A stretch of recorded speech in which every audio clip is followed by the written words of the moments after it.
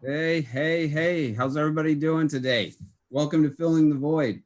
I'm Ben Andrews and with the Seattle Film Summit, and I'm here with my partner in crime, Ivan. How are you doing, brother? Hey, doing great. It is a beautiful day in Albuquerque as always. So I'm just really excited about this show today. Yes. We've tried to be creative week to week, and I think we've exceeded our own expectations. And the guests that we have had on are just blowing me away. So real sentiment of appreciation to Seattle Film Summit and everybody on our team that has worked really hard to make this happen. Hey, man, we got a solid team that have made us look good. Yes. Yeah, and we need all the looking good we can get. And so let's dive right into thanking the sponsors. On our side, we just want to thank the Shoreline Film Office. Yeah, and we want to thank iHeart Radio, so big radio sponsor for us here in New Mexico. So they've been fantastic in supporting us with tons of advertising and promotions, leading up to our festival and year-round events. So big shout out to everybody at iHeart. Thank you to our sponsors. Yes. So we want to put out a special thank you to our viewers who have been with us through, what is this, episode 9 now? Episode 8. 8? Yeah, We're not. we're at 8. We're losing track. What day is it? Right. And wanted to put a call out there and let everybody know right off the bat. I think in episode 1 through 4, we were asking you to submit your creative content, like video clips. We want to let you know that we have them. We've been collecting them. And stay tuned for next week, because our plan is at the end of next week's episode, we're just going to do a rollout of all the video content that's been submitted to us. So you should be receiving an email and a confirmation about that for next week. But stay tuned, because we're going to be showing all this really cool stuff you guys have been sending us. Yeah, it's amazing how cool things have been, coming in. So even during a pandemic and stay-at-home orders nationwide and worldwide, some of the content that's been coming in has been absolutely fantastic. So we look forward to sharing that. Absolutely. Well, today's show, we were talking about getting writers on to pitch their projects and get feedback from people. So, we're really excited to have two amazing producers, writers, filmmakers, business people. Stewart Lyons, one of the top in the television and film business, speaker around the world. He was a co-executive producer of Better Call Saul, the line producer of Breaking Bad, executive producer of The Night Shift, on NBC. Stu and I have known each other for a while, and I'm so happy that he was available to join us today. Awesome. Yes, and on our side, we have Sheila Andreen, who is, most people know, the co-founder of Indie Flicks. And true story about Sheila is I like to call her Washington film royalty. I remember when I was first getting into the industry about 10 years ago, somebody scheduled me a meeting with Sheila.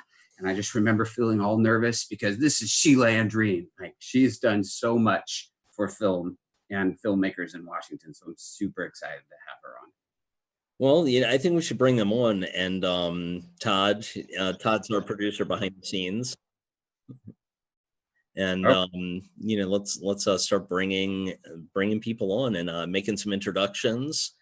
And really excited to have Stu. It looks like he's working out of his house. Stu, he's still working. Yeah. The voice of God, our Todd, that nobody can hear, has informed me that Sheila's not here yet. But as soon as she gets here, we'll bring her in. Stu, great to see you.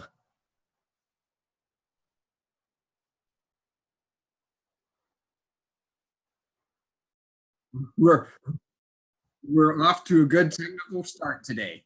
Yeah, that's okay. It's connecting to audio. Here we go. All good. There we go. How you doing, Stu? What are you on, the Starship Enterprise over there? Yes, I have determined it's safer to be in orbit of the planet right now instead of on the planet. Oh, great. That's I think it's from the TV show US or the CBS Discovery. Oh, it looks terrific. Yeah, I was going to do a background, but for some reason the backgrounds don't work on mine, and it just fills my beard in black and my glasses. So yeah, it's kind of like this alien look, so it fits in well for Ben. So I think when we do a special effects episode, I'll go ahead and do that, and we'll see how that goes. Sounds terrific. Yeah, but Nice to meet you, Stu, really, really glad that you're here. Okay. We know how busy you are in usual times. What have you been up to during the pandemic? I mean, you're working out of the house, writing. What are you doing? Well, obviously out of the house. We decided to move from Studio City to Oxnard. We had a house for almost 20 years, and so we took a big house and we're moving it into a smaller house, and the smaller house was already furnished, so that's quite a challenge. And that's what we did. Between that, and I'm still doing a lot of consulting and some teaching. So yep. I know a lot of people that have made moves during this time, and I'm thinking to myself, gosh, making a move during this time has to be a difficult thing. Did you have any worries or concerns? Or it's been a challenge, but the house is now completely repainted. The floors are redone. It's being staged, and it goes up for sale in about 8 days. So, oh, that's awesome! That's awesome! Congratulations. Yeah, thanks. I mean, yep. it has been a challenge, but look, moving is a challenge for everybody, no matter what the time. Yeah. There's just so much emotion. You pick up a piece of something, and it all just it's just very, very hard to do. And but hey, it's a good time to downsize. Yeah, no doubt about it. No doubt about it. And we're 12 houses from the beach, so this is hardly a hellhole. Yeah, understood. Yeah, I wish I was near. We have plenty of sand here in New Mexico, just not a lot of water. So I say we have plenty of beach. Favorite saying about New Mexico regarding that was somebody said, "Yeah, but the sky is my ocean." That's right. And it is. I mean, the sunsets have been amazing. We get outside with the family every day to watch the sunsets, and the blue skies are the ocean. Yeah, they are. So Ben, you're on a soundstage? No, or is it just a backdrop? No, just a backdrop. No. Oh, that really looks real. It's That's very funny. That's very funny.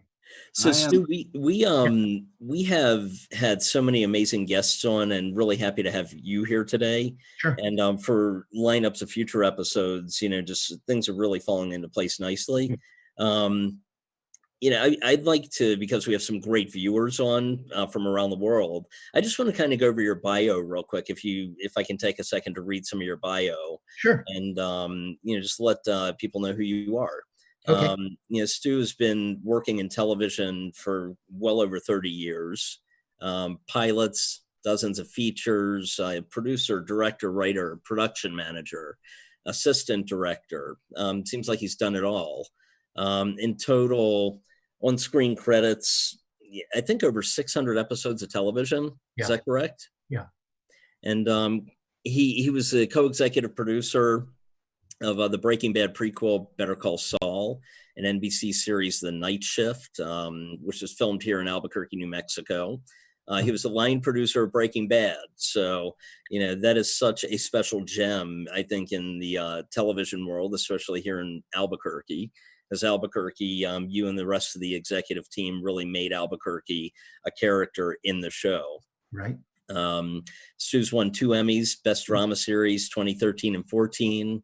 Golden Globe Award, 2 Directors Guild Awards, Producers Guild Award, 2 Peabody Awards, many additional honors while working on Breaking Bad. He was the only person, cast or crew, who was on the set for every day of production of Breaking Bad. That's kind of a miracle for anybody in the working world in the film and television industry.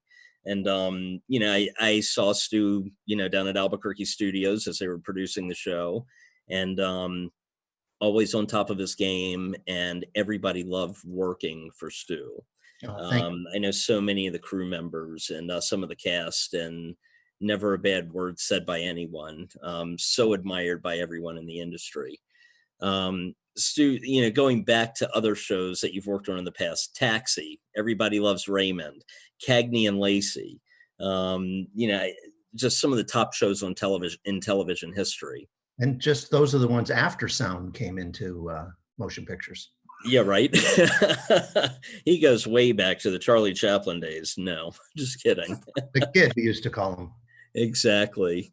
What's your secret to endurance there, Stu? Never stop moving. That's right. They can.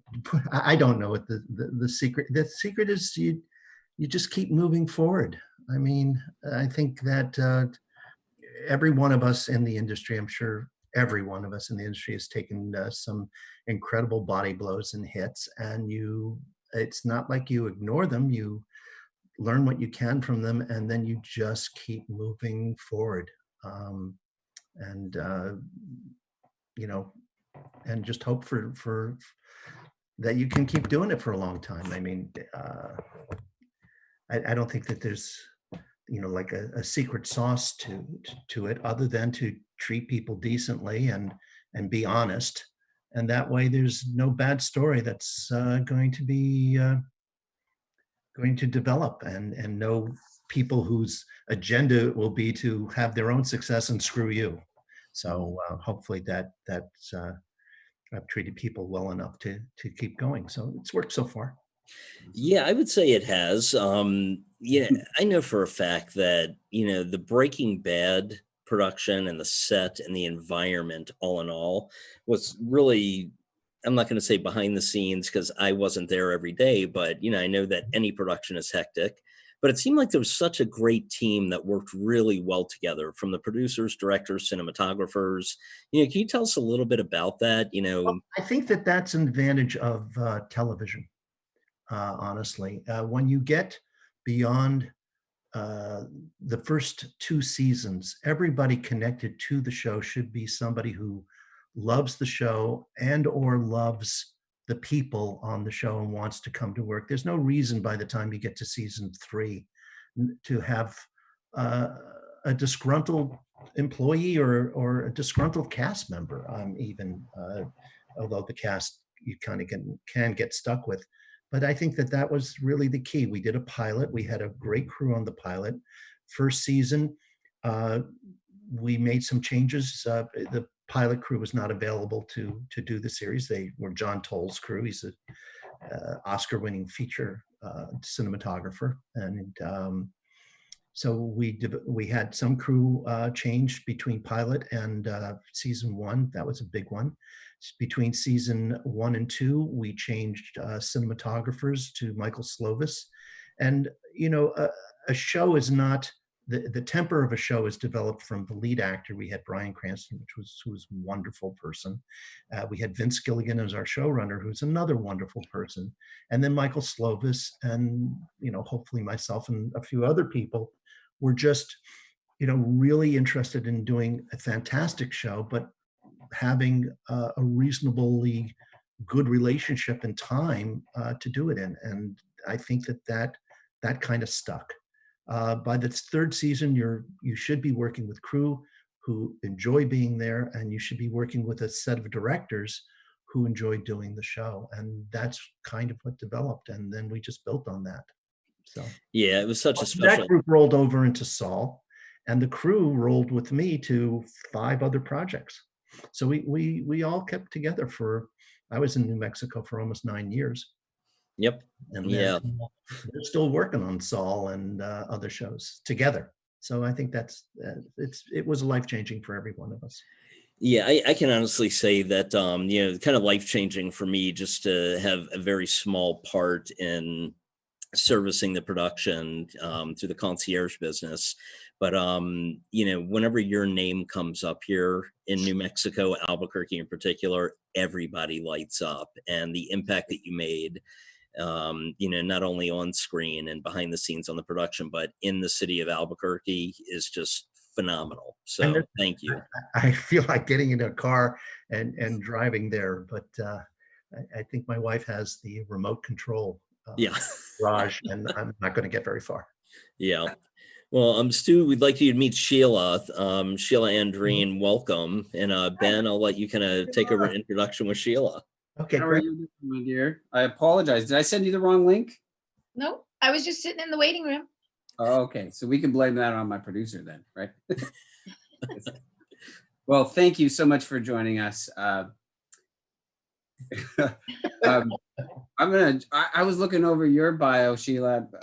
I had this story before you came on about the first meeting I ever had with you, and I was really excited because I had this meeting with Washington film royalty, and that's what it really felt like, because you've been such a key person in the industry here in Washington. And just looking across your bio, award-winning producer, director, Emmy-nominated costume designer, author, CEO, co-founder of IndieFlix Group.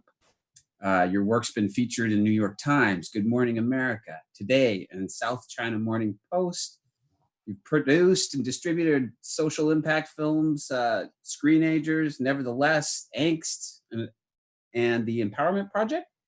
And you've directed and distributed 2 feature documentaries. I believe it's Like, and which is a documentary about the impact of social media on our lives, and The Upstandards, which is an in-depth look at resilience, intention, and the power of connection to end bullying. The list of things go on here, but my favorite is the last statement, is the last sentence of your bio, which is, Sheila's on a mission to change the world with film, which is near and dear to my heart. So thank you so much for being here. Oh, well, thanks for having me. I was excited to do it. I'm so glad that it's funny, you said the time and I'm like, that's like the only time in my entire day I actually have available. So I felt it was meant to be. And so thanks for having me. I also loved listening, Stewart, to your stories. I actually have been on the set of Breaking Bad, because the very first social impact film that I took out into the world and helped to bring in finishing funds was Finding Kind, which was Lauren Paul, who was dating Aaron at the time. And Aaron would put his cell phone on like the coffee table while he's sitting on the couch talking. And we would be there watching him do his scene. They're like, quiet on the set or whatever. And we'd be all quiet on the phone. They were FaceTiming, watching him do his scene. And then the 2 lovebirds would go back to doing their thing. And that's sweet. Went to the wedding. And so Lauren, we have taken that film to, I think we've done, I don't know how many thousands of screenings in 50 countries, but I'm like, can we ever put it online? And we're like, no, let's just keep it offline and build community and spread kindness. So that was my very first film that brought me to the social impact space. So that Small was World. Wedding, wasn't it? Huh? That was some wedding. That was an amazing wedding. Yeah. So you 2 have a connection already. So this is just beautiful. Yes, indeed. The industry is very connected and small in some way. Yeah, absolutely. Worked in television for so many years. I did the Wonder Years, Party of 5, Dawson's Creek, kind of cut my teeth at Sony and Warner Brothers. So you can't help but get to know everybody on some level, some connection. So Sheila, we like to start off with our guests and just, not dwell on it too much, but basically talk a little bit about how the pandemic has affected you creatively and professionally, and see how you're holding up with all that. Sure. So, being the CEO of a global streaming service, the streaming side of the business is growing. Of course, I made because we also have the other side of the business, which is where we make or acquire and distribute social impact films offline into schools and communities, corporations, clubs, synagogues, you name it, around the world. And when Asia started canceling or postponing, first because of protests, but then because of coronavirus, COVID-19, when they were falling like dominoes. So we actually started to prepare creating an online community experience with these social impact films, because the 3 that are most popular right now is anxiety, digital wellness, digital hygiene, and then of course cyberbullying and resilience and connection and community. So talking about mental health from those different lenses, we knew we needed to really up our game to make them available to people around the world. So March 15th, the bottom dropped out. Schools started closing falling like dominoes across the country. And we literally had like zero revenue. Everybody wanted refunds, postponements, whatever. And yet we had to double down, lean in hard. I don't think I've ever worked so hard in my life. I don't think my team has ever worked so hard. The days every day was like a Thursday. Like it just, we didn't have weekends. We didn't have night there. I mean, I think I'd start at 6:30 in the morning. I'd go to bed at 2 in the morning, and everybody just, plus learning how to run the whole company remote. But it took us about 6 weeks or 5 weeks. We got all the new products launched. We got everybody transitioned over. And now we got a new problem, like, because we've got so many events happening, and I don't have enough people to help me man it. But it's all good. And it's Mental Health Awareness Month, May. And who knows what the world is going to be, right? But I think Mother Nature put us on a big timeout and said, you need to think about what you've been doing. And I think we have a golden opportunity, despite all the hardship and horrible things that are happening right now, is to create a blueprint, a roadmap for how we can do things much better. Well said. Well said. Amen. Well, I think at this point, do we want to bring in the rest, Ivan? Yeah, I think so. Today's show is all about perfecting your pitch, and Sheila and Stu kind enough to lend their time for filling the void for people worldwide. And we do have writers that submitted projects and were selected to come on the show. And we're really, really happy to have Kate and Vincent, Sean, and Kat. Catherine's coming on. Looks like she's connecting audio. But the two from New Mexico, Sean and Kat, and two from the Pacific Northwest Washington area, with Kate and Vincent. So welcome to the show.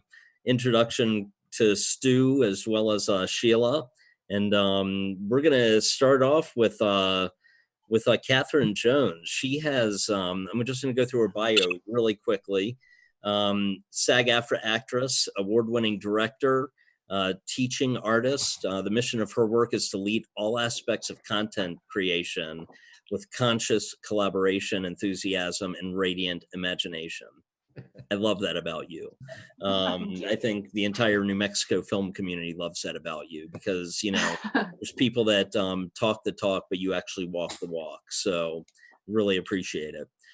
Catherine, some of the screen credits on the acting side, season 1 through 3 of The Night Shift on NBC. She's been in season 1 through 3 of Better Call Saul, had a recurring role on Preacher and Messiah. That was a great show. I'm sorry Netflix canceled that. Her directing career began with her debut film Pinky Promise. She is since 2017 awarded first place in the Project Direction Film Competition, whose advisory board includes Octavia Spencer, Angelica Houston. Catherine's latest film, Hatchlings, won Best Horror Film at the Peephole Film Festival in Guadalajara, Mexico, and Worldwide Women's Film Festival in 2020. She is such a shining star, I think, nationwide when it comes to all of her talents. So I know New Mexico is really proud of you. So welcome, Catherine. We'll call you Kat. But we're going to have you go up first. You have an incredible project. I'm just going to give the title and then let you roll from there. But, awesome. You told me about this a while ago. It's called The Vendetta of Felipe Espinosa. And your husband, Adam, is a writer, a best-selling author. And this is one of his stories. Exactly. Wonderful. Okay. So here's my 5 minutes, right? Away we go. Can I Away we go. Thank you. First, I haven't seen her in a couple of years. Good to see you again. Hi, Stu. Hi. So good to see you. Great. Thank you for that introduction, Ivan. This is awesome. Okay, timer has started. Yes, so I'm here to talk to you about The Vendetta of Felipe Espinosa. So the year is 1863. As the Civil War is raging out east, goldfields beckon men and women out west. And during this time, a gunman is stalking the territories on a divine mission to kill American settlers. This gunman starts to reap paranoia through the territories because no one knows who's committing these gruesome murders. He would elude armies and governments and posses until his ultimate demise at a fierce high country manhunt. And by then, Felipe Espinosa murdered 32 American settlers and would become America's first serial killer and foreign terrorist. So part of Felipe's motivation stems from a very similar displacement and treatment of Mexican and immigrants at the border today. After the Mexican-American War, Felipe lost his land and his home. His mother, Maria, and his wife, Secundina, were assaulted by American soldiers. And it was at this time, Felipe wrote in his journal that he was visited by the Virgin Mary and instructed to kill 100 American settlers for every one family member he had killed in the Mexican-American War, which was 100. So Felipe was very, very religious. He belonged to what is called the Los Hermanos Penitentes, which is a very strict religious Catholic order. And this influence of his religion would become part of his calling card with the murders. So he had his younger brother, Vivian Espinosa, join him, and they would target lone miners, men traveling on the road alone. And what they would do is shoot them and then take an axe and drive into their skull or their chest a wooden crucifix. So that became their calling card. And until they were identified, Felipe became known as the Axeman of Colorado until one particular shooting. He targeted a man traveling in a wagon pulling logs. It was a logging wagon. Felipe shot him in the chest, long range. The man flew back into his wagon on the planks of wood. And the horses got spooked. They took down on the road, just kept going, heading towards town. And Felipe would later write in his journal, shot a logging man on the road, he died. But this man didn't die. The bullet hit him in the chest, and right in his left breast pocket was a condensed booklet of the Lincoln's Emancipation Proclamation. And he was able to steal a glance and put a description to who shot him. At this point, it finally was known who these gunmen were, and the Espinosas had been identified. So Governor John Evans enlisted the help of famous tracker and scout Tom Tobin to finish the job. And what they say about Tom Tobin is that he could track a grasshopper through sagebrush. Very, very good at his job. And so by now, Felipe is up in the mountains. He's hiding out. Tobin tracks him. He shoots Felipe as he gets up in the morning. He's stretching his back. Felipe is shot. Tobin goes down and gets his head, which had fallen into a campfire, pulls his head up. Tobin has his Bowie knife out, and he says to Felipe, "Do you know who I am?" And Felipe replies, "Bruto, bruto, brute." And Tobin asked this before slitting his throat because Tobin and Felipe were related. So in this 6-part limited series adapted from the novel The Vendetta, Felipe Espinosa, it's very comparable to the series like Hell on Wheels, and our plot lines and characters are very similar to Cold Mountain, 310 to Yuma, No Country for Old Men. And I really believe that it's because of this current topical nature of our border crisis, along with our pure fascination with history and serial killers, as seen in shows like Dexter, Making a Murderer, Dirty John. I know this story will have mainstream interest and captivate audiences. And I really appreciate your time. I'm Kat Jones, and I'm here to answer any questions. If anyone wants a copy of the book, The Vendetta, Felipe Espinosa, send me a message and I will send you the book. Wow. Excellent. We forgot to unmute ourselves. Yeah, sorry, I was so captivated. I forgot to unmute myself. So no, that was it's a great story, absolutely fantastic story. And I'm not surprised that you got it done in exactly 5 minutes. So, great job. And Sheila and Stu, I don't know who wants to go first on giving some feedback, but yeah, let's take it away. Sheila, would you like to go? No, you go first. I'm still digesting it all. Yeah. Yeah. I think that's a big part of it. It's a really interesting story, and I think and you presented it really well. A pitch meeting is kind of a specialty moment, And part of it is orienting people to what you're presenting in terms of the tone of the story and in terms of the scope of the story. You waited till the last part to say, this is a 6-part miniseries. I would bring that framing device a little earlier so that we know what the pace of the story is going to be. The only place where it's not that I got confused, it's that I would like a little more clarity on is whose story are we telling here? Because there could be several different stories, but the choice seems to be between Felipe and Tom. And knowing, that last little bit of revelation, they knew each other is, I'm not sure something that you want to leave at the end, because basically Todd knew of Felipe when he was going after. Did Felipe know that he was being pursued by a legendary tracker? What part of the connection between the two men? Because we need a frame on whose story it is, or we need a frame on whose stories we're looking at. Are we looking at settlers? No, because they tended to get killed. But between those two continuing characters, that's my audience. Is this a story of religious fervor? Is this a story of vengeance? Is this a story of immigration? The answer can be, many of those stories, but I want to know who I'm presenting it for. Once that's answered, you have a gold mine of material to answer those questions and to make it compelling for that. It's a very bloodthirsty story.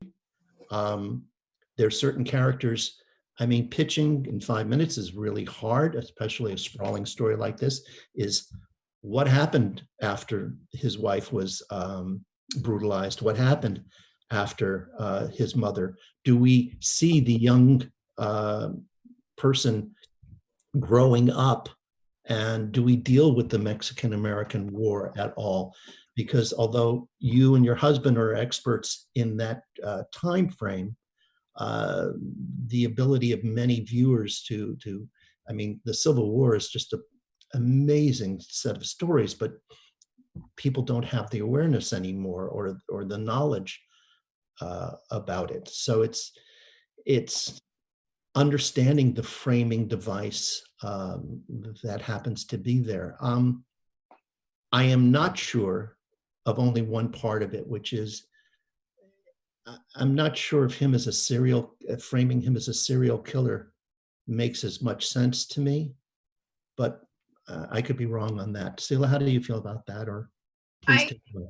No, I agree with that point, because I think, I liked that you want the claiming of like the first serial killer, but then married with a terrorist because of the way, the treatment at the border, which is similar to what's going on in today's world. I think I love trying to make that connection to like what's happening today to get us to relate, to having some empathy for where they are now in that time. But I agree, definitely, like saying upfront, is it a limited series? Is it, it can be a long running series.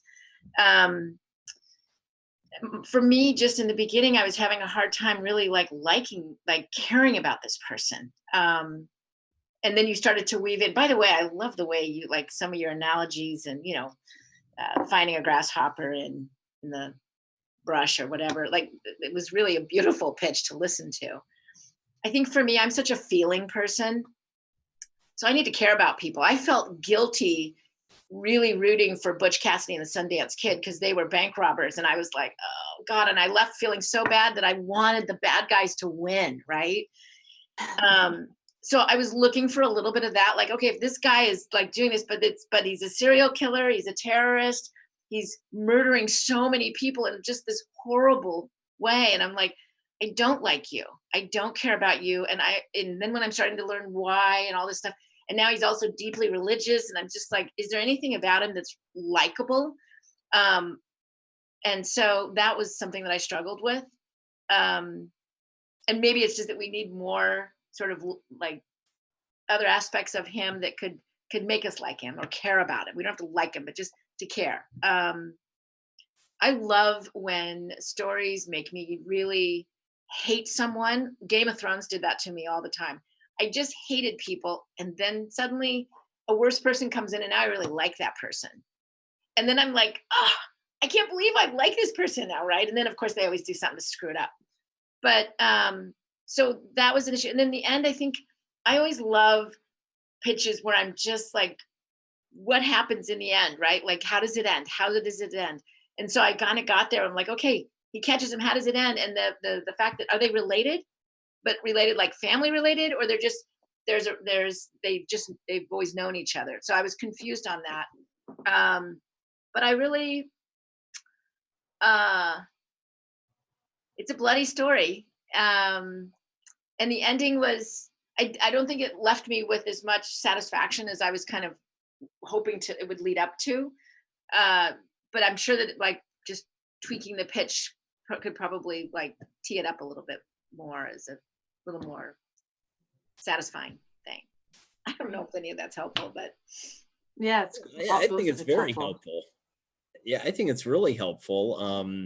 You know, Stu, you can talk to this. I mean, Walter White, you know, he was likable as can be in the beginning, and then, you know, you continued liking the character all the way through the series.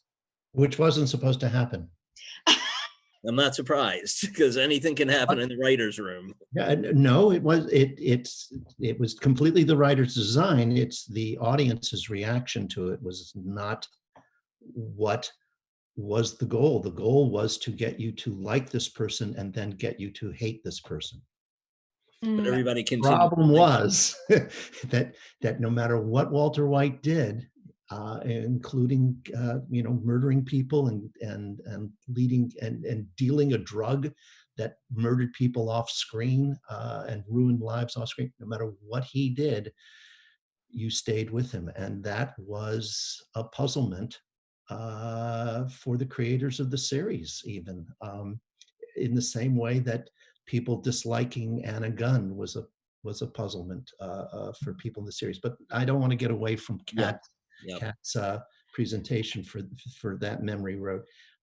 Sheila, what would you think about doing that whole story? What was Todd's motivation in all of this? Yes, he was a great tracker. He got an assignment, but he also got an assignment to either kill a friend or a relative.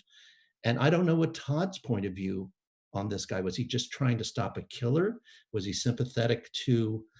Basically, your central character is an avenging angel or an avenging demon, as the case may be. And somehow saints are less interesting than the people they confront.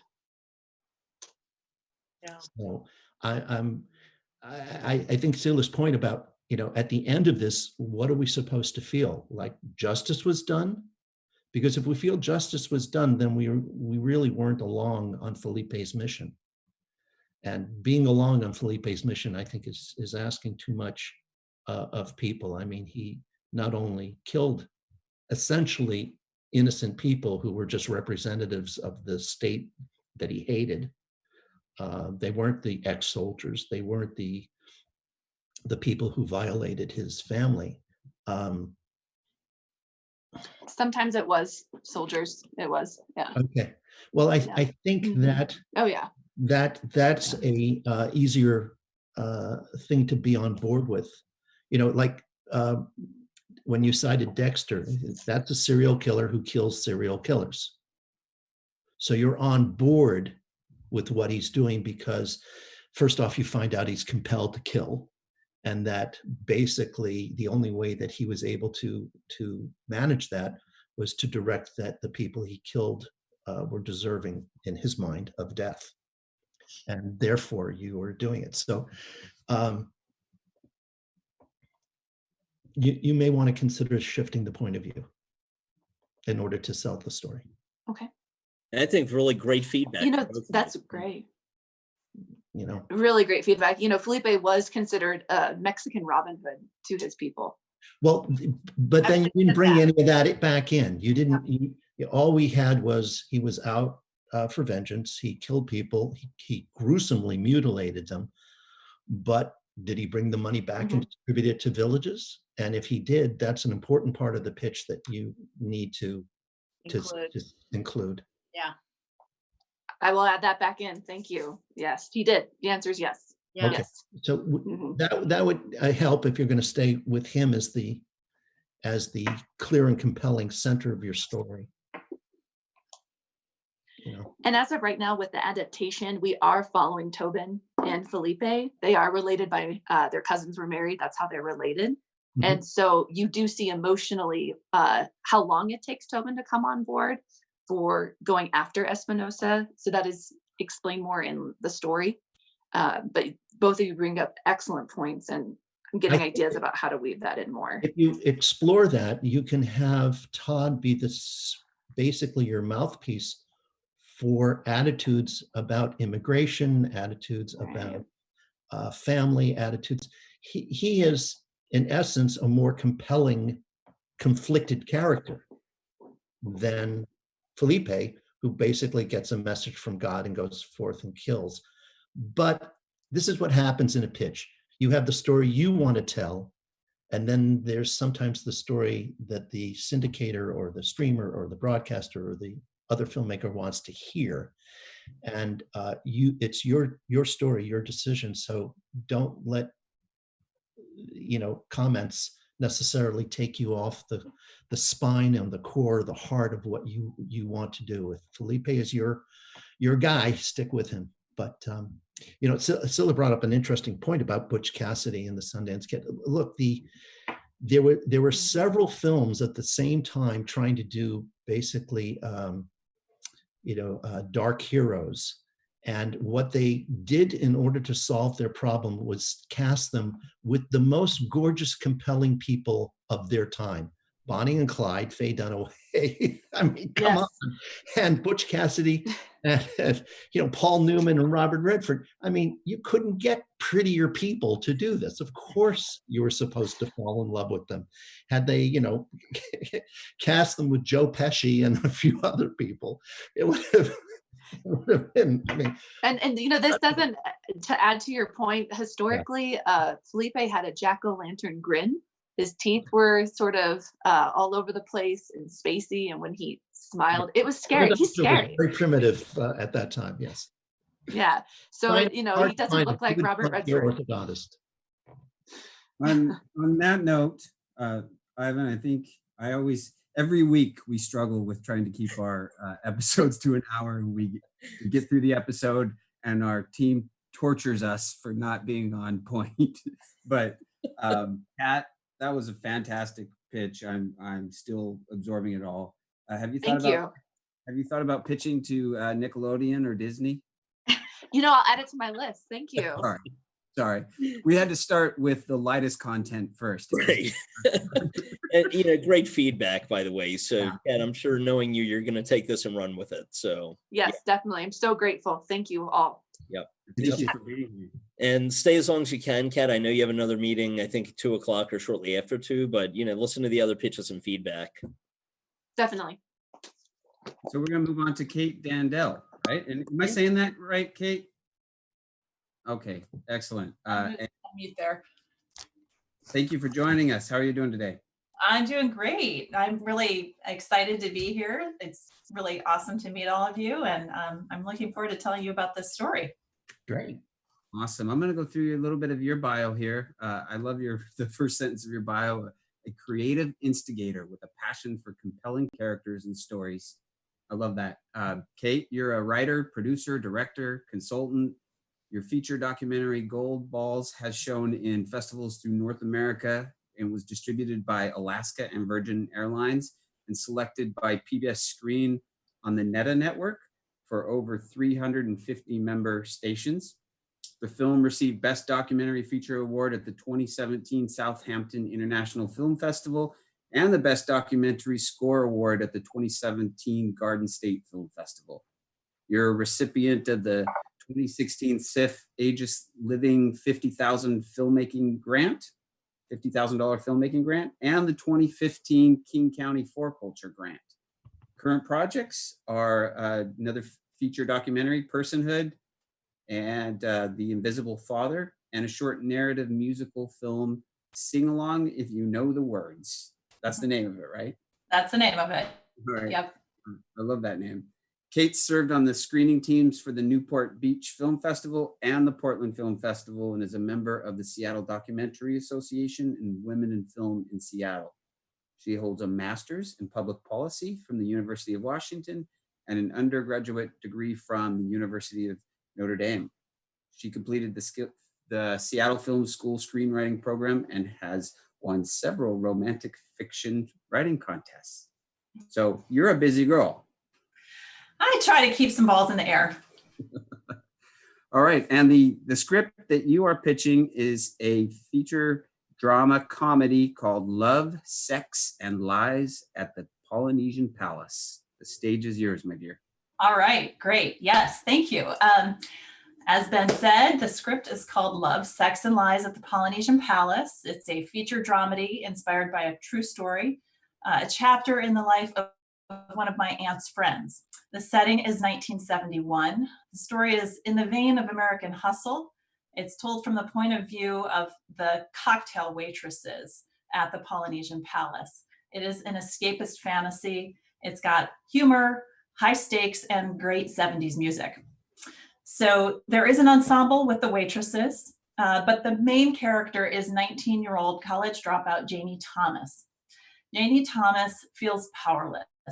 She's grown up in a dry Arizona town. She has a dysfunctional family, a drug dealer boyfriend, and a depressing data entry job for Kelly Girl. She has a pretty limited vision for her own future. All she knows is she wants to escape and have a good time. Janie goes to a concert in Las Vegas with a friend. And while they're there, they sneak into a party at the hotel they're staying at, and they meet Hawaiian entertainer Don Ho and his entourage. Ho is sort of between Frank Sinatra and Hugh Hefner, and he's at the peak of his popularity. He's on the mainland to do a tour. When Don's manager meets Janie and invites her to come back and work as a cocktail waitress at the Polynesian Palace, she can't believe her luck.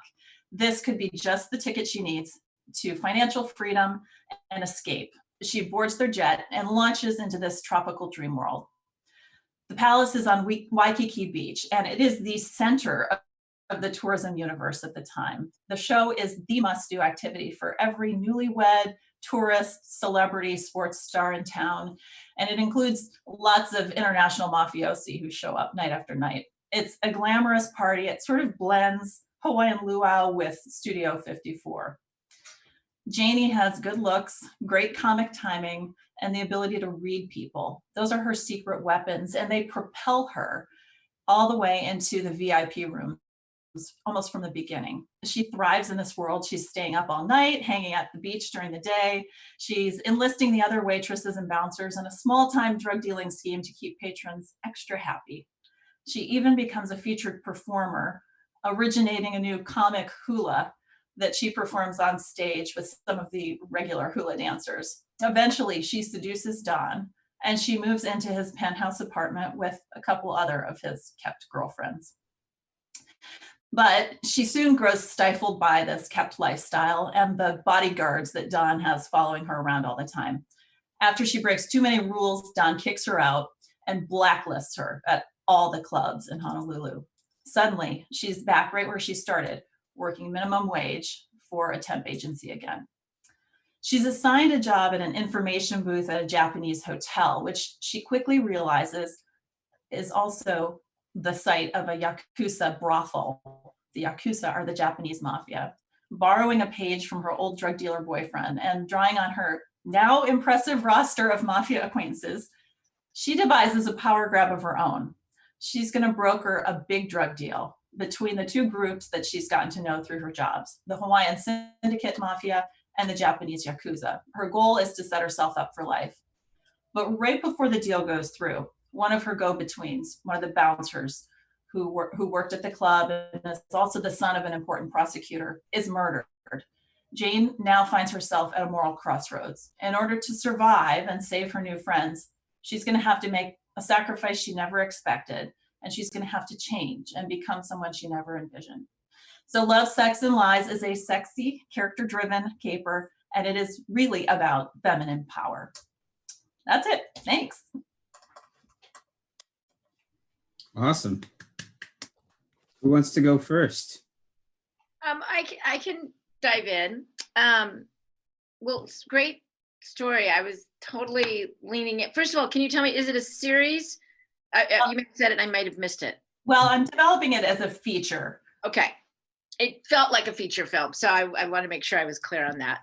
I think for me, so I was totally engaged and I was curious to see where it was going to go. And so all the way, I'm in all the way there. And then when she leaves Don Ho and that whole world, and she's kind of back to where she was, but in a new environment, does she just go to like getting into like the drug deals and all that stuff because of she just wants money and power? Or she's such a smart person, like she's so clever, she's got skills and tools. She could, if she wanted out of that situation, it's like I was hoping she was going to go somewhere like bigger, or use that, do a drug deal or something to do something good and counter in some way. And maybe that's, I don't know, maybe I always like to see people arc and end up in a different place. Yeah, I think right now I have her arcing after her dark moment, but that okay. I appreciate your point. That's something I want to think about. Well, I'm just curious, like, because I was rooting for her all along, right? Like, I love an underdog story. I love when people overcome. I love when they pick up things fast and they take the best of it and apply it to what they're going to do now. And of course, the world is always best laid plans, right? It's there. That's a saying for a reason. And that she's so quick to acclimate to something new and drive and lead in that way too. But I was sort of thinking, oh, wait, why is she going off the rails over here? But then again, I love, there's a woman who plays a drug dealer, and I'm blanking on the name. It's South something. It's all Mexican drug lords and whatever. And wish I could remember the name. Like Traffic or Weeds? Kind of, but I love seeing like women in power, even if they're like drug lords themselves, right? But they always want to be like a little bit better, a little bit kinder, not so ruthless. Of course, they always have to become ruthless in order to stay alive. But I love seeing that kind of character development. And so, but I didn't think she was kind of going on this negative track and then kind of evolving there. I think she sort of was getting better and then suddenly went over here. So that was only thing. And how does it end?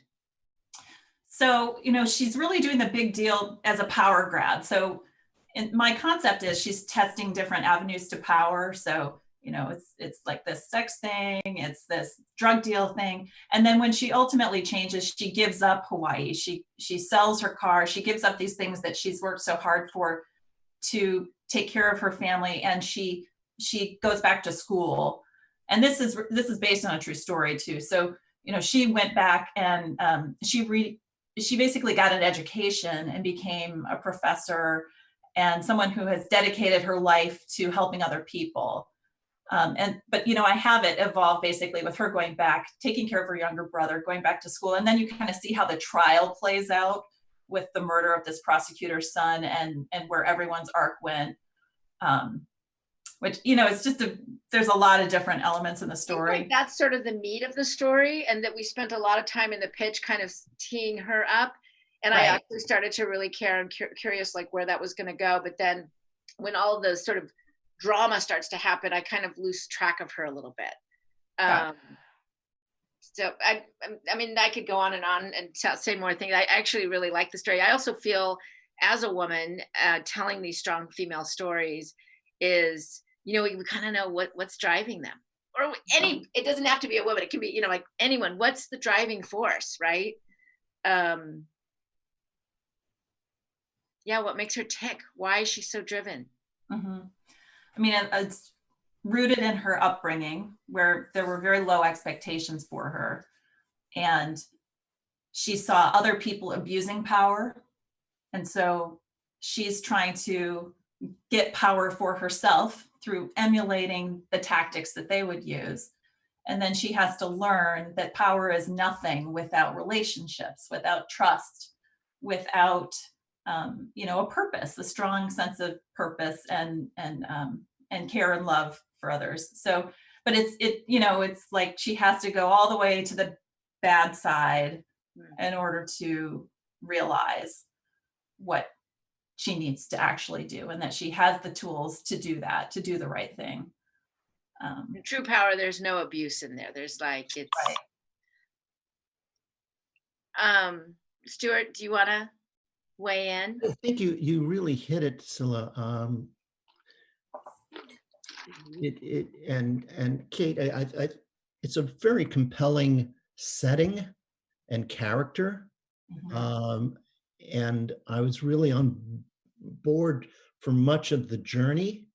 The places that I hit a bump was, her desire to, why did she all of a sudden decide to go into the drug dealing in Hawaii? Why did, what compelled her there? And then post pitch, when I find out that she's a professor right now, it was like, wait, how does that happen? So what I was hearing, to mirror back to you, was a story of somebody who was underparented, underguided, has incredible skills, probably, drop dead good looking, goes into this wonderfully, a very evocative world that was explored in Casino, for example, gets involved with this charismatic guy, falls out when she can't follow those rules, and then kind of comes in. So she was kind of playing a guy's game, not as a guy, but she was playing the game that men were setting up. Oh, you're good looking. Oh, you can entertain. Oh, you can be funny. And then she's trying to outdo them in crime. And then somehow, right at the ending, I got lost as to who she was or why I should care. Up to that point, it was pretty exciting. It does not seem like a feature to me. It seems to sprawl too much. There's no time frame, no ticking clock that makes me feel that this is a 2-hour story. So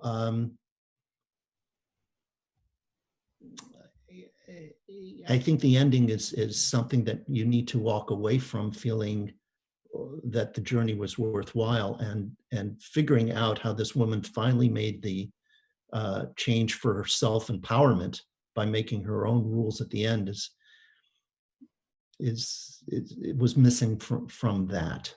So in terms of a 5-minute pitch, right, would you advise, like, maybe I rewrite it with, the focus on the end, and then shrink the setup?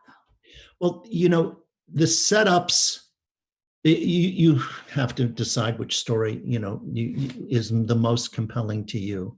And acknowledging a bias is like how a person becomes a top-level drug dealer. I'm a little burned out on that. Other people may be really fascinated, but you'll have to excuse that. I'll own that. I'm not looking to see that story again.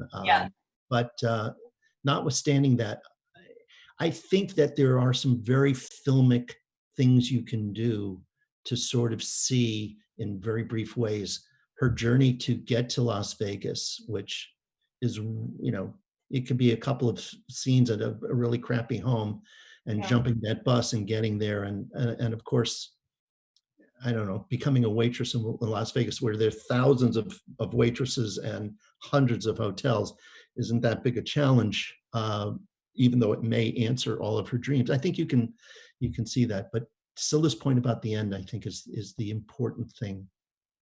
Where did you wind up feeling good about this character? If I plant the seeds of her relationships and helping her waitress friends, and, you know, planting the seeds of what leads her then to go back to school while she's engaged in her fun, glamorous life in Hawaii. Does that help set up the ending? You could answer that too. Give you another alternative scene. What if you started in a classroom with a student who says, "What the fuck do you know about anything?" Right. Yeah. What do you know of real life? You've been an academic. Right. And I do use VO in the script, in the actual script. We're hearing her current voice. So there is that kind of framing device. So I think somebody challenging her right at the beginning gives you a push to then tell her story, especially given the relationships between students and their teachers right now, which is more adversarial than it sometimes needs to be. But if somebody pushes her, I mean, this is a woman who knew how to deal with gangsters. It could be a lot of fun to sort of see her story. And it's not so much as, yes, she likes maybe helping people, but I think I think the essence of this woman's story is it needs to relate to a lot of women. So when she sees people who are in her situation and wants to help them, she's really talking about helping herself. mm-hmm.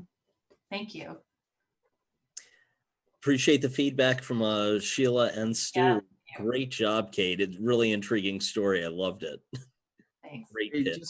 just out of respect for everybody's schedule, I realize that we're already at our 1 hour, and I want to make sure that nobody has to leave, or if you do. Well, I had a hard stop, but I'm seeing if I can push it back like 15 or 20 minutes because it's only a half-hour call. And Ivan promised me payment by the minute, so I'm continuing here. Yeah, I'll be sending Ben that invoice. No. Just send the quarter through the mail, Ivan. That's right. Thank you. An onion stamp in the envelope would be fine. So let's move on. The next presenter is going to be Sean Cardinale. Quick bio on Sean. He's been a writer-producer with over 20 years experience in both film and television development and production. He's been integral in coordinating production on a dozen film and TV projects. And I know he's worked on tons of them here in Albuquerque and throughout the state of New Mexico. His entree into Hollywood was as a creative executive on the Artisan Entertainment Development Team, which brought the Blair Witch Project and Requiem for a Dream to the big screen. While at Artisan, he attended the Sundance and Urban World Film Festivals, and his script notes got him into meetings with the likes of Spike Lee. Sean later became one of the top script analysts for world-class agency ICM Partners. He also analyzed for Summit Entertainment and Walden Media, and has completed over a dozen original screenplays. Before being hired on film and TV work for Terminator Salvation, to Mr. Robot, to 12 Strong, to Netflix's Daybreak, Sean's screenwriting got him into New York's famed IFP market. He has now built a slate of IP for his own development and production company, Alterity. Sean holds a BA in English Literature from UC Berkeley and is a proud father of 2 amazing teens. Now, this project is really cool because it's a complete, to me, New Mexico project, and really one that I think the world would be interested in. His producing partner on this is Jerron Whitfill. Jerron, we can only have one on at the time, so we flipped the coin, and Sean won the flip, so he's here to pitch the project called Desperado. Sean, take it away. Well, thank you very much, Ivan, for the intro, and thank you everybody for your time. And I'll get going. Desperado is a dark action-adventure Western about a woman trying to escape her criminal past and seeking freedom and redemption. It's Kill Bill in post-Civil War New Mexico, one of the most lawless places in history. The logline is, after killing her outlaw husband and setting out to retrieve his buried loot, Mirabel, aka La Desperada, who is infamous in her own right, must protect a young native boy and fend off the murderous rogues and bandits who also seek her husband's stolen treasure. The story opens as any good Western should, with a gunfight between the outlaw couple, Mirabel and Bruce, and their former associates in the notorious Mountain Lion gang. The gang is intent on retrieving the treasure map Bruce stole from them and dispatching the two turncoats while they're at it. Bullets riddle the shack the couple is holed up in, but Mirabelle gives as good as she gets and is skilled with a pistol and rifle. As the action crescendos with the gang members galloping toward the couple like the four horsemen of the apocalypse, we cut to a more bucolic scene. It's a few weeks later, and we're introduced to a 10-year-old Pueblo native named Coyotito. He begrudgingly gets to his chores when ordered to do so by his cantankerous grandpa Beneke. When Coyotito strays off his usual desert trail, he finds himself face to face with Mirabelle, now looking a lot more worse for the wear than before. She's wounded, and Bruce is hanging dead from a tree nearby. She enlists Coyotito to help her piece together the treasure map which Bruce stole. Before the duo can leave with the promise of returning Coyotito to his pueblo, Johnny Crowns, an honorable lawman, arrives and tries to get Mirabelle to face her day in court. But Mirabelle incapacitates Johnny and makes off with the map and the boy. A reluctant Coyotito is forced to join Mirabelle as she steals some cattle from a corrupt landowner named Warren. At this point, Coyotito can't even figure out if Mirabelle's good, bad, or something in between. He just wants to go home. But Mirabelle believes that taking the boy back to his pueblo will instead endanger his people since the gang and the law are now on their tail. Mirabelle delivers the stolen cattle to a family of buffalo soldiers camping in the woodlands, making good on an old promise to them. In the past, they helped Mirabelle when she first tried to disentangle herself from the Mountain Lion gang. Now that she and the soldiers are square, she tries to take her leave, but the soldiers are attacked by a team of assassins and a bloody melee ensues. When the fighting is all done, everyone is split up. One soldier nurses Mirabelle back to health with the help of Johnny Crowns, the honorable lawman. But Mirabelle is distraught that she lost Coyotito in the fight. She doesn't know that another soldier has taken Coyotito to a town called Encrucijada for safekeeping. And even Beneke, Coyotito's grandpa, is only a day behind the woodlands melee, seeking to track and kill whoever he believes kidnapped his grandson. Mirabelle knows it's only a matter of time before everyone's hot on her trail again, and soon the entire cast descends upon Encrucijada for the inevitable shootout. The Buffalo soldiers have reinforcements there, and Warren, that corrupt landowner Mirabelle stole the cattle from, has made a pact with the Mountain Lion gang to deliver to them Mirabelle and the map. Warren put together a posse of his own, and when everyone arrives in town, the bullets fly. Mirabelle and Coyotito are reunited right as a massive firefight between her, the soldiers, the gang, and the posse ensues. Unfortunately, the gang gets the upper hand. Mirabelle is forced to give the map to the gang when they capture and threaten to kill Coyotito. They release the boy upon receiving the map and flee the town while the soldiers bury their dead. Mirabelle decides to return Coyotito to his pueblo after all the trouble she's put him through.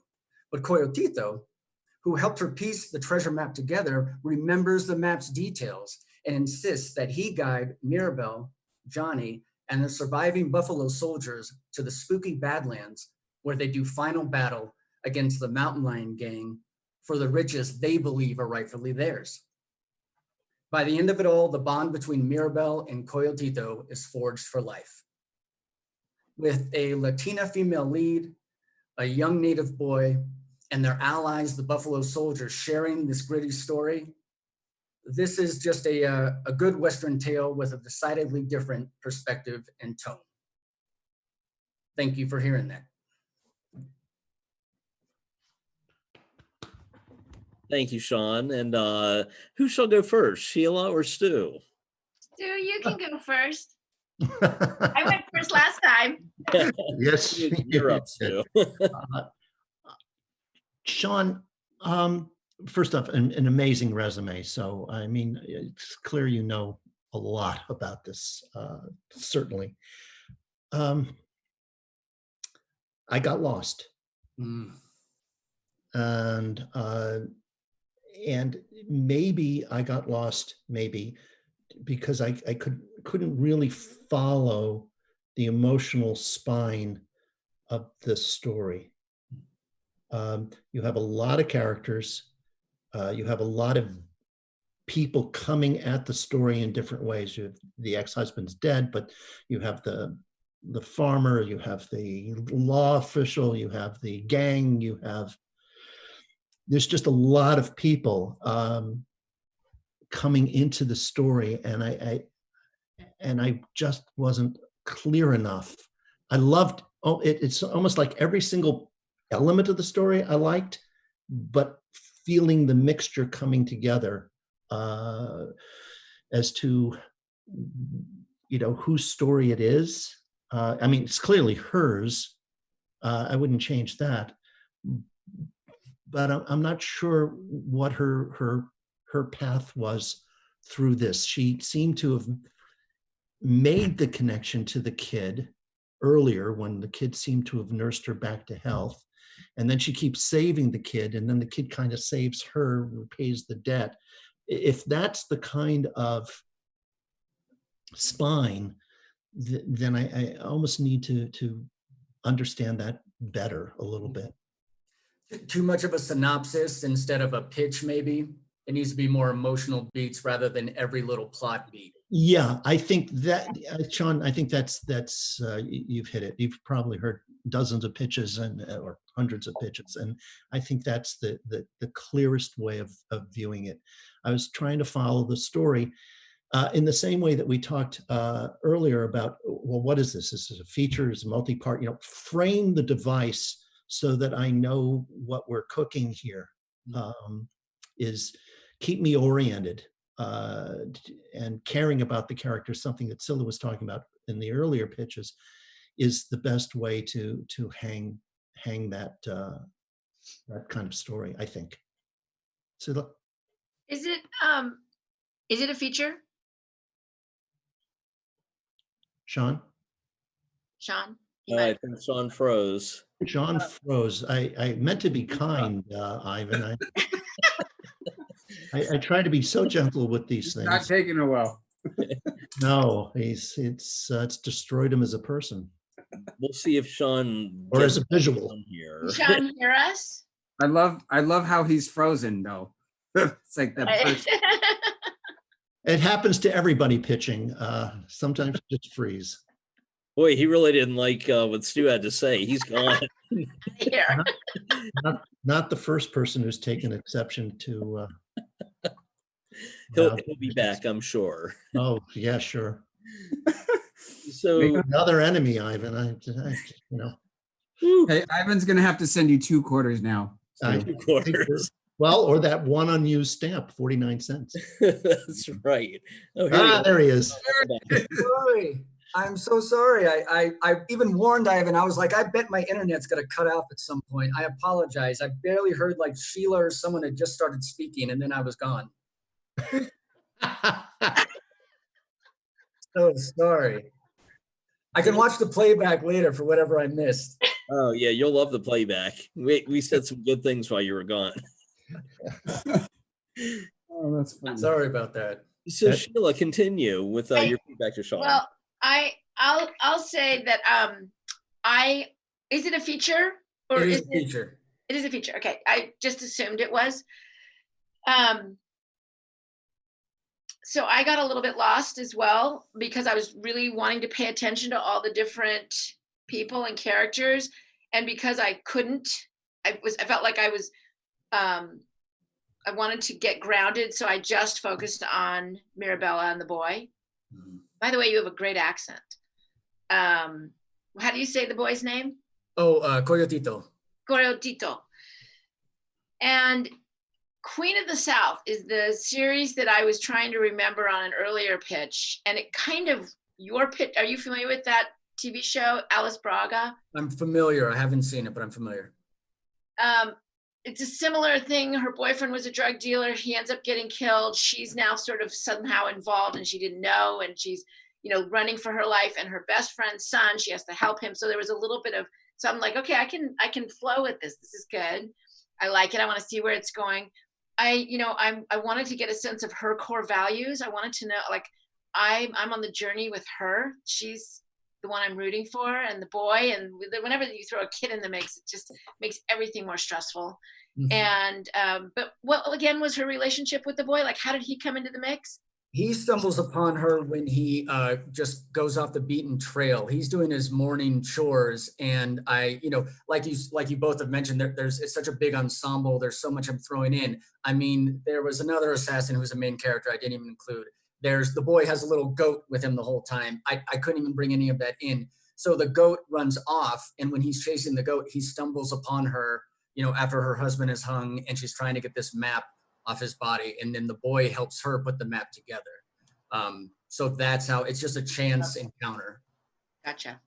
Did she love her husband, or she offed him so that she often he betrayed her, and they both were trying to leave the mountain lion gang. He chose the mountain lion gang over her. So that's the betrayal that breaks them up. And when he does that, then she is no more, she's like an outcast now with the gang. She can't really stay with them. She can't stay with her husband. So she takes takes just the opportunity to grab the map, kill the husband, grab the map, and go get the treasure. So I followed her story and the boy. Loved the whole map thing. It's like, okay, like, what's the map leading to? I love those kind of, like, I want to know what is the story. I love the part where the boy has memorized it. I love, that whole piece. So I think there's some really wonderful kind of magical elements to it that I connected with. But there were, for the pitch itself, there was just, I think, a lot of unnecessary, or not unnecessary, but just a little more noise. So it was harder for me to connect emotionally. But I was rooting for her. So I like that. I think she's a positive female role model. I'm sure, I'm trying to think, like, as she's on the run, she doesn't really want to be with the gang, but she knows that world. I was thinking, is she going to was her husband like a kind of big in the gang? And now that she's off him, could she go on the run, but then realize, I'm going to be smarter than that, and I'm going to have the map, and I'm going to come in and I'm going to rule the roost, and I'm going to be the new female, head of it all. Right. But so how does it end? Well, it does end with them getting the map. Well, they don't need to go to the map. The boy takes them to the Badlands, which is based on the Badlands here in northern New Mexico. It's a really spooky place, a great setting. It looks like a moon. It's got these huge stone structures, rock formations, and it's really spooky. It's almost like a maze. And so the good guys, all of our protagonists, the Buffalo Soldiers, Johnny Crowns, and the boy, they all get to the Badlands, surround the mountain lion gang, and have one final battle. And it's very personal because of her former relationship with the gang. So they win in the end. They get the treasure map. And her whole idea was to actually get out, not become the new kingpin or queenpin, but to just head out west for San Francisco and just live a life away from the former husband and the life that he sort of brought her into, which she didn't really want, but turned out to be adept at with the gang. So it is an up ending. There are a couple of little twists, but I'm very self-conscious now of how many details, you guys are really coaching me to leave out and just keep that emotional part intact. So it's been a very good lesson for me. I appreciate it. Yeah, thanks, Sean. I think it's a great story, and I think just redeveloping the pitch, focus on the emotional side with her could be good. And you get somebody like Rosario Dawson to play that character. That would be my dream. And I think you're on the right track. Let's get her signed. Yeah, right. Please, knock wood. Yeah. So Ben he always says about every 15 minutes we have to watch time. We've already blown the hour and 15 minutes, and we have one more pitch to go. So Ben, let's bring in Vincent, and Ivan, as we continue to build this partnership between Washington and New Mexico, I think I want to create a drinking game based upon the body count of New Mexico films. Do you guys have any movies where people don't die? No. One or two. But Sean and Kat, fantastic pitches. Those are the exact type of movies I love. So thank you for being on here. And I'm excited to see them when they're on screen. Yeah, me too. Thank you. So last and definitely not least, Vincent Delaney, welcome, brother. Hey, nice to meet you guys. Hi. Hi. So I'm going to ask Vincent and Kate, you're both part of the Washington Green Room. Yeah, the Bigfoot Green Room. Yeah, a new screenwriters collective that we're super excited about. Awesome. Awesome. And just to give everybody a little bit of background on that, you guys will probably have more details. So if I botch this, just fill in the gaps. Jonathan Kesey and Jeremy Dodd started the Bigfoot Screen Challenge a couple years ago. And within a year, it's become our state's most prestigious script challenge, as far as I'm concerned. And one of my favorite things that broke out of that was this concept of, they call it the green room. And I think right now it's 16 writers. I want to say 13, 14, 15. Yeah, I think or 14. 16, yeah. But they basically just took these writers that had such great talent, such great credits, and started putting them into pods and helping them work together and work as a team to keep refining their work. And we're really proud of what they've done with that. And obviously Kate and Vincent are part of that. Yeah. So, yeah. Vincent, I'm looking at your bio here, and it sounds like you're recent to screenwriting. So welcome. Thank you. Yeah. And you're a playwright, and your plays have been produced in most parts of the country and as far away as Netherlands, Japan, and UK. Your screenplay, King, was a finalist for the Disney Writing Program through the Blacklist. And your short film, Kuwait, was selected to festivals in Connecticut and Idaho. Your awards include McKnight and Bush Fellowships, core membership at the Playwrights Center, the Heidemann from Actors Theater of Louisville, and Jerome Commission. So welcome, brother. Hey, thank you so much. Yeah, I'm moonlighting. That's great. That's how you start, right? Yeah. All right. And your film is a sci-fi thriller called Rachele.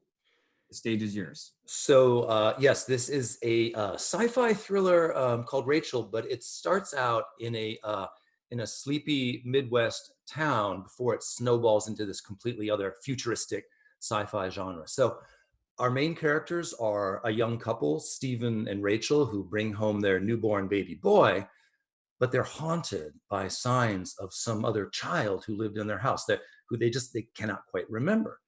Rachele, the mom, has these fragmented visions of a daughter who lived here, but she never had a daughter. It makes no sense at all.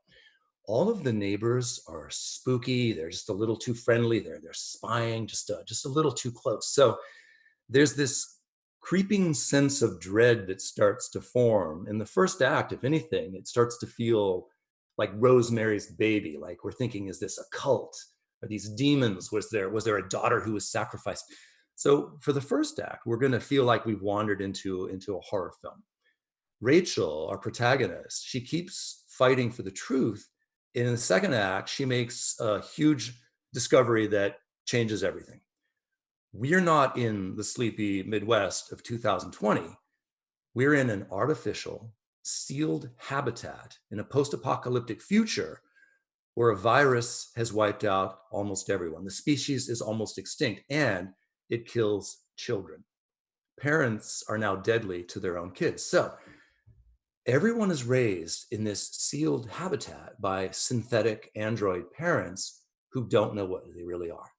And this is what Rachele is. Rachele is an android copy of the actual human Rachele who's watching everything from outside.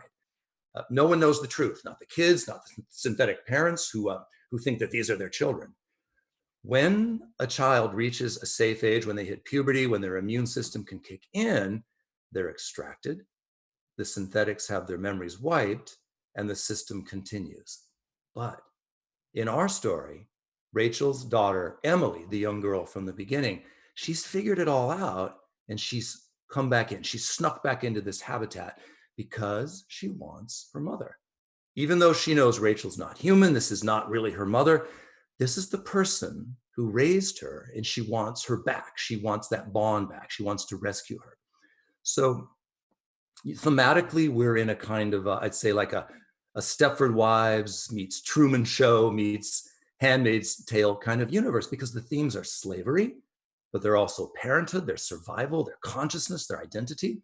An interesting thread I haven't talked about, there are in this story two Rachels. There's our Rachele, who is the android, but there is also the human Rachele who's on the outside watching, waiting for her children. And when our Rachel breaks free of this habitat, when she escapes, she's going to meet her doppelganger, and it's going to get ugly. The third act is really scary because we don't know what our Rachel is going to do now that she knows this truth. She knows she's been lied to. She knows she's been used. She knows that these are not even really her children. So it's like ex machina. There's the sense of like, well, we have a machine that has gained self-awareness, but we're absolutely terrified of the choice that she's going to make. We don't know what she's going to do with this information. That's the 3-act structure that I've got so far. That's kind of a general sense of the tone and the main characters. And that is the second time I've ever done a pitch. So thank you, guys. Good job. Okay. Great. All right, Sheila, your turn for first. Okay, that was only your second pitch. That's pretty good. Wow. That's a tough story to tell. And all of the movies that you listed, I would thought about those, including, the obvious first one with Blade Runner. Yeah. So I'm dying to know how it ends. But no, I was in the beginning, I'm like, this is okay, tracking the second act. I got a little lost, but then I found my way again. So that's good. As from just a structurally, like just pitching, I did get a little bit lost in the second act, and I did find my way in the third, but not completely. I do really want to know how it ends. I think there's another kind of sci-fi horror movie out there called Mom or Mother or something, which is about, like a kid that's raised by a machine, basically. I Am Mother. Yes, I Am Mother. Yes. Yeah, I haven't seen it yet. I've just seen the trailer and, sort of curious to see how that one plays out. But no, I mean, I think it's a feature, right? Yes. Yeah. I mean, I think it'll make a fine feature. I think the pitches, it was pretty solid for me. Other than and yet I don't know how, saying first, second, third act gave me structure to digest the information, so that was good. I probably would like to know. I don't know. I think sure, a little work, but I actually think you're kind of there. Maybe a little more story about even the daughter. No, you kind of got that. I know why she wants that connection again, that familiarity, that bond that mothers and daughters or people, caregivers and children have in the world. We crave, and it sustains us. So, there's some good stuff in there. Thank you. That is so, I so appreciate that. That is so great to hear. I feel like I should be saying more, but I don't have any more to say. Well, then it's my turn. Now it's your turn. Okay, Vince, you can't go, there was a lot of good stuff there, but when you do a pitch, you're presenting the whole house, and you didn't present the upper story. You got to have an end. You didn't have an end. You can't leave it up to the person listening to the pitch to fulfill your job. I mean, maybe that person would. Sean probably attended a lot of pitches, but you don't have an ending to your story, and therefore you don't have actually a pitch. Okay. And I do have an ending, but I was being coy. I didn't realize. Oh, don't be coy. This is at the end of this evening, we all get undressed. You have to have the payoff. You have to tell the story, because the person who's listening to it is not just listening for the story. They're going to have to raise money. They're going to have to make it, and they're going to have to market this movie. What movie are they marketing? Yeah. Okay.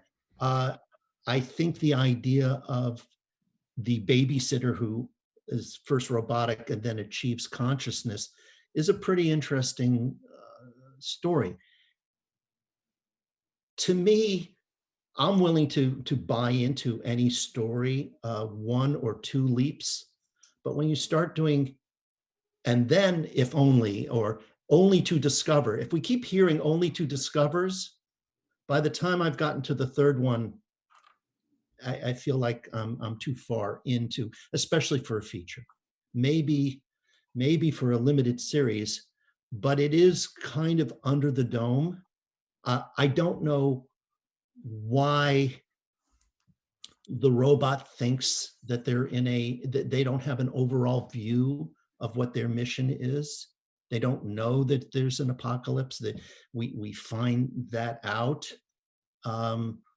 It's we've seen, I think, too many towns where they go in and they can't go out. We've seen that like 2 or 3 sci-fi series like that, where you go in, you can't escape, and are you on this world? Are you on another world? And God help you if you're in Westworld, because nobody can know what that is. So true. I mean, seriously, guys. So I think you have a lot of good elements in there. Trust some of the beginning elements more and follow them through. You have the robotic babysitter who comes to consciousness. I assume her memories are of previous children that she has raised. You may want to introduce a ticking clock. There was a great ticking clock in Blade Runner. After a certain age, the robots, the droids were destroyed, the androids were destroyed. And maybe, this is her 3rd kid. And after the 3rd kid, they just basically know that too many emotions start arising, and the easiest way is to introduce another robot. So her life is at stake. And maybe that's what brings her daughter back to help her. I mean, the daughter that she raised. So if you can kind of keep it cleaner within the world that you've started to create, that could be helpful. And I think you're going to have to answer other questions. Are there other children in this world? Are there other families in this world? How much is the male babysitter involved? I mean, are we evolved enough to let male robotic babysitters take on half the housework? I mean, what's our world here? And go for that. But you're going to have to come up with an ending. I think a ticking clock is very helpful here. And I don't know whether they live happily ever after, or basically, she runs out of power. How does it end? Because I noticed in a lot of these pitches, there's not. I mean, Kat, you had an ending, but is that sort of a new thing where pitches don't have endings? Don't ask me because I'm new to this, but I can tell you how mine ends. But does that question need to get answered first? No, I mean, I'm curious. I wanted to ask, I was dying to know how does it end? So Rachel, God, those notes are good you just gave me. Rachel does sacrifice herself to save her daughter. She does so in a way that demonstrates, or that gives her a humanity that the other Rachel, the human Rachel, just doesn't have. So it hits this thematic in a really interesting way. The android is more human than the human, more human. And she discovers that by rescuing and saving her daughter, and by sacrificing herself at the very end. And I'm kicking myself that I didn't put that in the pitch. Well, no, but that would have been great to include in the pitch. I kind of figured that's how it ended. I was hoping that's how it would end. Yeah. Okay.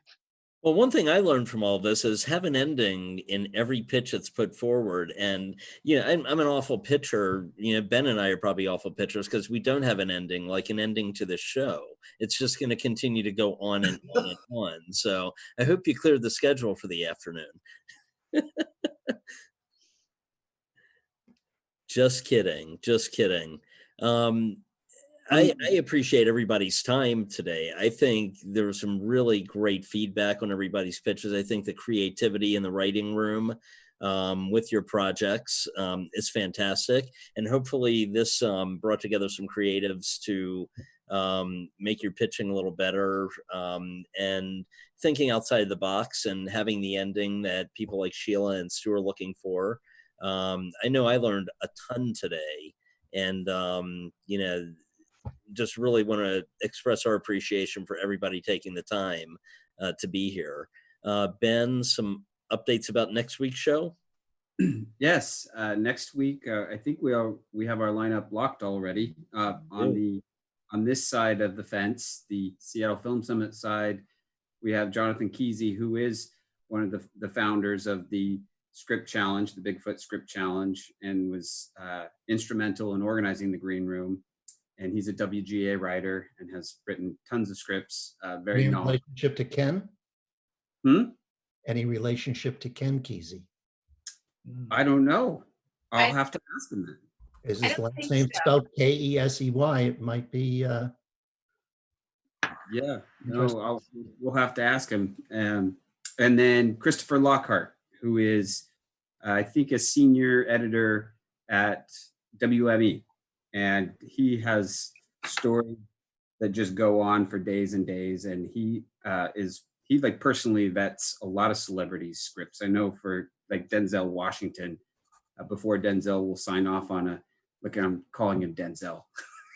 Like Mr. Washington, before he does a script, he will send that script to Lockhart and he will sign off on whether that's a go or not. So I'm really excited to hear from those two. And then from your side, Ivan. We have Joshua Michael Stern, who has filmed a lot here in New Mexico. He shot the movie, wrote and directed Never Was with Sir Ian McClellan and Aaron Eckhart, other people in that movie. Swing Vote, which was a comedy with Kevin Costner several years ago. He was a showrunner for Graves, which was a television show on Epix with CeeLo Ward and Nick Nolte playing the former president who was an alcoholic. So it was pretty funny. But yeah, he's very talented, and it's going to be a great show next week. So hopefully everybody can tune in. And again, just thank you guys. As Ivan already said, my mind's blown. I feel like I'm cheating every week when we host because we just absorb all this amazing knowledge. Thank you, and apologies for running overtime, like by double. And again, thank you to our sponsors, Shoreline Film Office, iHeart Media. And I think we can close this puppy out. I think we can.